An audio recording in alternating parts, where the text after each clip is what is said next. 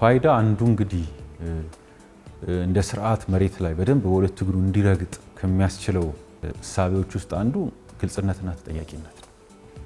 ግልጽነት ስንል ብዙ ጊዜ በደንብ ያልተደራጁ መረጃዎች፣ ወደ ኋላ ሊተነተኑ የማይችሉ መረጃዎች ሲኖሩ ለወንጀልም እንግዲህ መንገድ ይከፍታሉ፣ ግልጋሎት ለመስጠትም ደግሞ እንቅፋት ነው የሚሆኑት።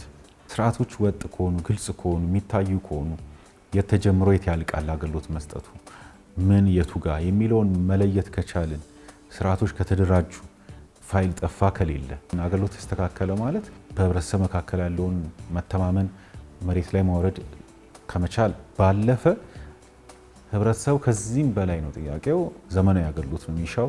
ፈጣን የሆኑ የመንግስት አገልግሎቶች ወይ የግል ተቋም አገልግሎቶች ነው የሚፈልገው ህብረተሰቡ።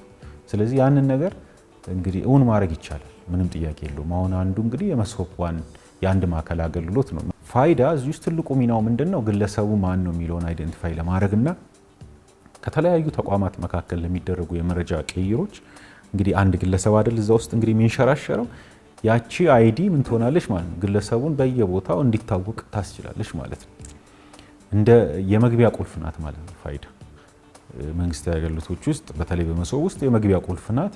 ከፍተን እንገባለን። ከዛ በኋላ አይዲ ነው አንገታችን ላይ ያለ፣ የትም ስንሄድ እንታወቃለን፣ አገልግሎቶችን በቀላሉ እንድናገኝ እንችላለን ማለት ነው። ስለዚህ እንደ መሶብ አይነት ስርዓቶች መወለዳቸው ምክንያቱ አንዱ ከፋይዳ ጋር እና ፋይዳ መምጣቱ ትልቅ ጉልህ ሚና ሰጥቷቸዋል ማለት ነው።